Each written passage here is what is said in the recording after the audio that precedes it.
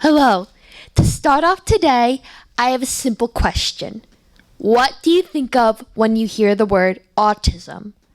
I bet most of you think of a man or a boy. You're not wrong. One of these big stereotypes of autism is that it mainly occurs in boys. You're not wrong, as 3 out of 4 diagnoses of autism spectrum disorder are boys. I'm here to tell you that no, autism is not a boy-only disorder. I am one of the 1 out of 4 people diagnosed. Girls such as myself have been diagnosed as well. Although both sexes may have autism, the experiences may vary. As a young woman with autism, I want you to notice the different experiences an autistic female can face compared to my male autistic peers. So, here's my story about my experience. When I was 2 years old, my parents noticed that I was much different from the other children. Unlike the other kids, I was more sensitive to noises, and I would line up my My Little Ponies, Barbie dolls, and yes, Hot Wheels cars. I also tended to make abnormal gestures such as flapping my hands and occasionally some stimming.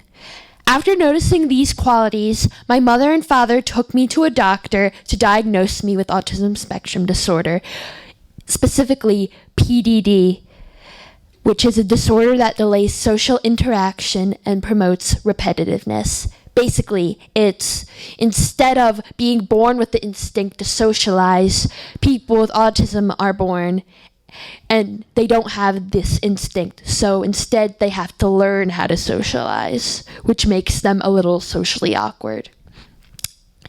After realizing the diagnosis, my parents placed me in a special preschool where all the autistic kids went. I honestly enjoyed it because of all the other kids were also autistic and didn't see me as any different. I could be myself there.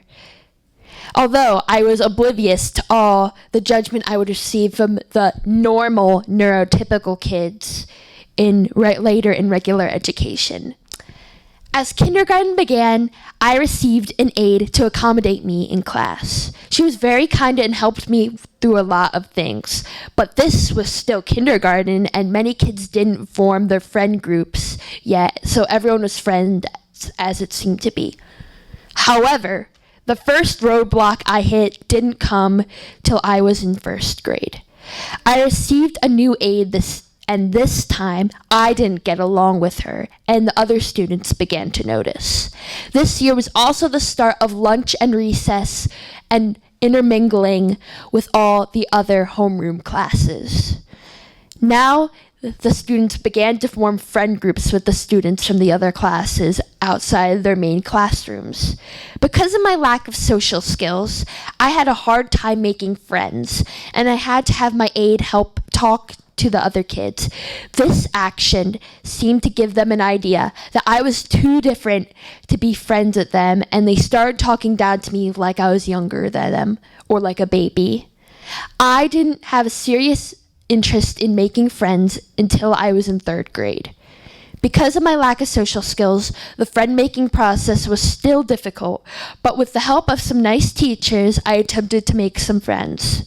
The only way I knew how to talk to people was through a special interest or an obsession, which autistic people tend to have. My special interest at the time was ...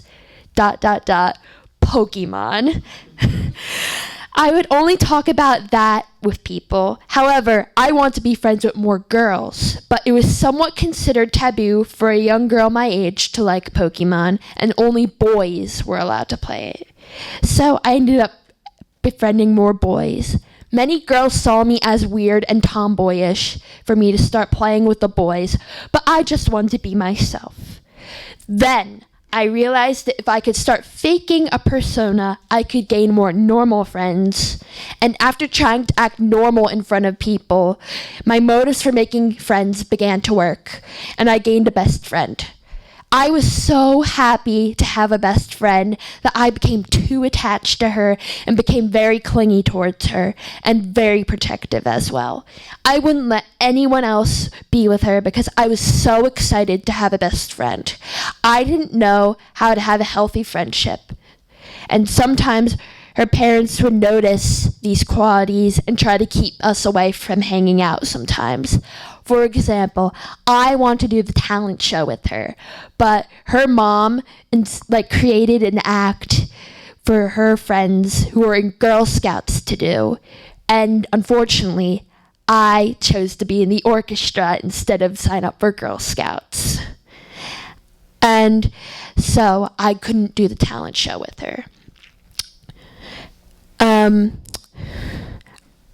My reactions would if she was hanging out with other people more than me, I would get upset, and my reactions would weird out the whole class, and my aide would eventually pull me away very forcefully out of the classroom, and it caused a ton of pain, physically and emotionally.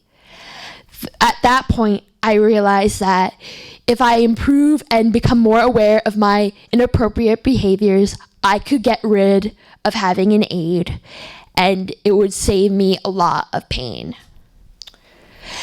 By middle school, I worked hard enough not to have an aide, but it ended up losing my best friend because I became much more clingy towards her. But also, girls were starting to become more interested in teenage or tween things. By the end of 6th grade, I had a new group of friends. Some of the more trendy girls in my new friend group would gush over teen country star Hunter Hayes and then Vine star Shawn Mendes. I had no idea who they were at the time because I barely went on my Vine account and I barely looked at YouTube music videos. Then I realized if I could bring up a persona of being a fangirl of these teen artists, I could become the center of attention and they would like me more and not think of me as a Disney princess obsessed geek at the time. This persona continued up until high school. I continued to create exhausting personas towards people in my grade so they would not talk down to me or treat me like a baby or a 5-year-old. I really hated and I still really hate getting not treated equally. But as I matured, I became more aware of my autistic behaviors, and one of them is to become over-emotional in public. So, if there was a time where someone said something critical towards me, I would try to fake a smile and end up saving my tears and crying at home. But it got worse around junior year of high school, where I lost many of my friends that year because of my ability not to have a filter sometimes. And I would become very depressed because I was very lonely. I felt like everyone would now see me as a disabled moron with no friends because of my loss of friends. So my persona intensified. This was the year I tried to act like a proper teenage girl, aside from the occasional witty jokes from my English teacher, Mr. DePel's class. I became a goody two-shoes and a cutesy girl to the world. In reality, I really hated this new innocent new me because, like any teenager at the time, I loved dirty jokes and I had some of a dirty mind and I knew what they were talking about. So I wasn't quite innocent. And I wanted to be more age appropriate. But when I would be more age appropriate, my classmates would gasp, "Maddie, that's not supposed to be you. You're supposed to be innocent and like a child." I just laughed it off on the outside. But when I got home, I would cry on my bed with tears on my pillow just because I didn't want to be autistic anymore and I want to be normal just like any other student. Now I realize that autism is like a pill. It can have benefits and many gifts, such as my love of knowledge and my passion for art. But like a pill or any type of medicine, there are side effects. Some of them include my lack of starting conversations or being afraid to talk to people because I'm much different than them.